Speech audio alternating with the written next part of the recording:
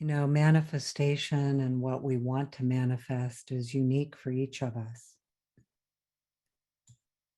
And, oftentimes we think about manifestation in terms of, what do we want to accomplish? And there is that aspect of it, but it's really different than that because manifesting, can be an emotion, it can be a feeling. And of course, sometimes it is something physical that we actually want to physically make happen, goal we want to accomplish, a dream we want to walk the path to make happen and unfold. So there's lots of ways that manifestation shows up for each of us. And that's why going within and listening to you is what can really help you understand, your choices in manifestation. And Reiki energy can help you do that. It naturally works that way. So when we think about the power of symbol, the one I call the power of love by every name, CKR, and how that awakens that love that we are at the core of our being. And then the mental emotional symbol, SHK.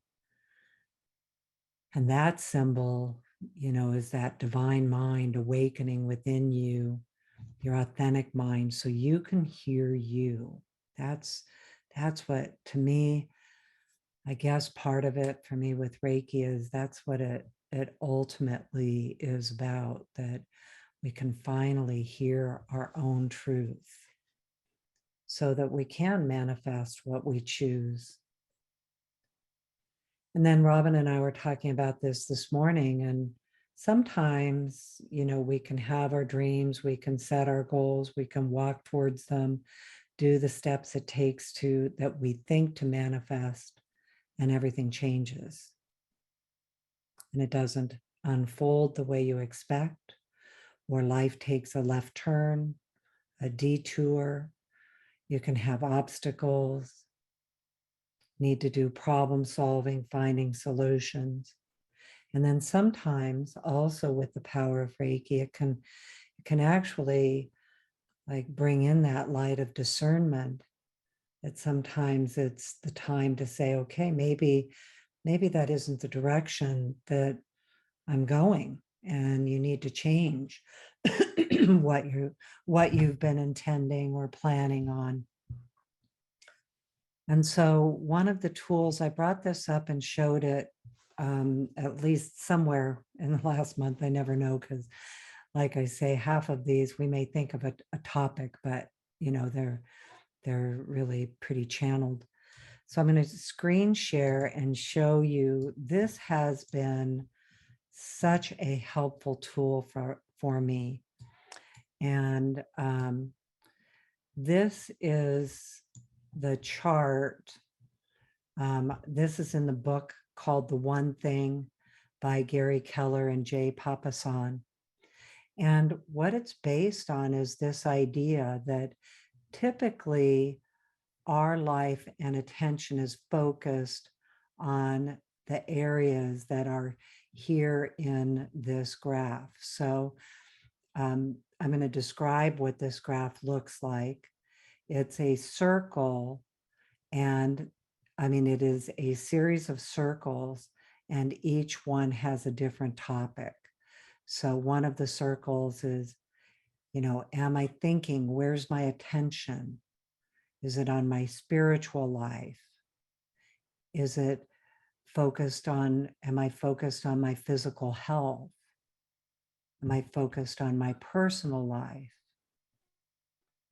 Is my attention needed right now in my key relationship? Am I focused on my business or my finances?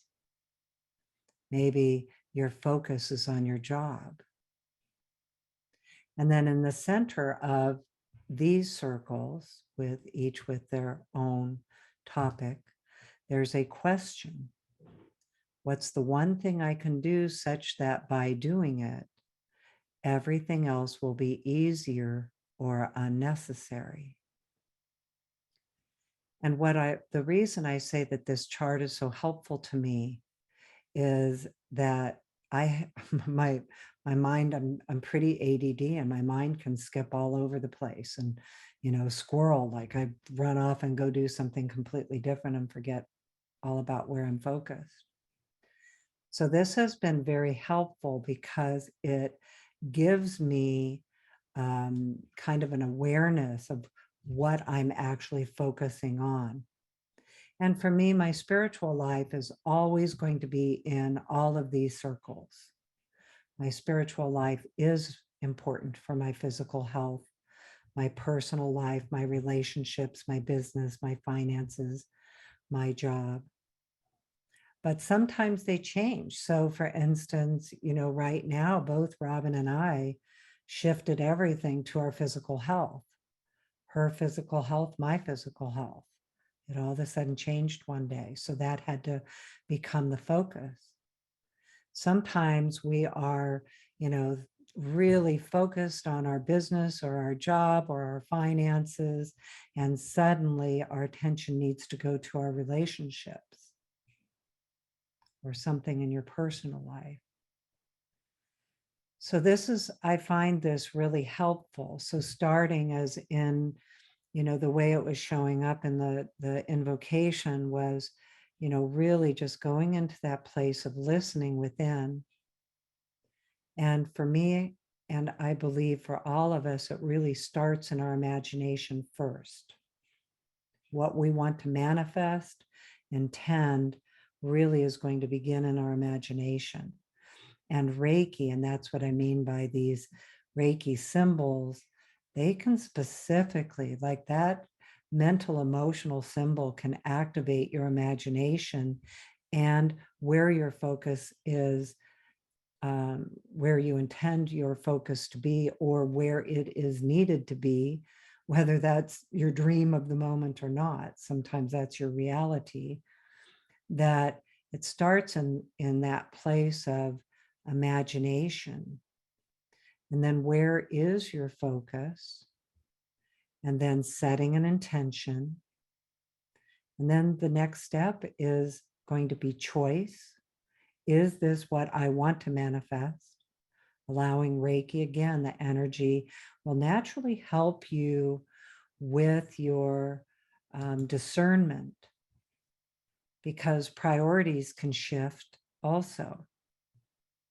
And so discernment can show up of like, well, maybe I need to be focused this direction instead of this direction. And so that discernment will come in also. But then even at that, let's say you shift direction, go back to your imagination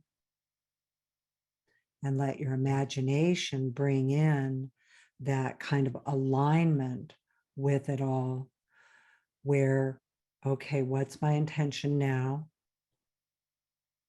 And then what are my choices? And what's my action? And that's where I think that question, what's the one thing I can do right now, that when I do it, everything gets easier. Sometimes for me, that's getting the dishes done, like something that simple and mundane. It's not always like the big picture. Sometimes it's that detail. Sometimes it's getting my list organized or my priorities organized. Sometimes it's take a walk, sometimes go to bed, sometimes it's watch TV. So there's not a requirement about what that is. It's giving yourself the ability to align with what it is. And what Reiki energy can do is help it all flow.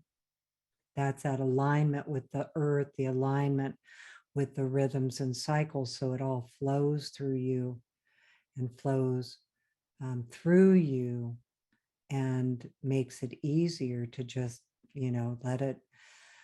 let it reveal to you what it is and what your next step is, what your choices are, where your focus is.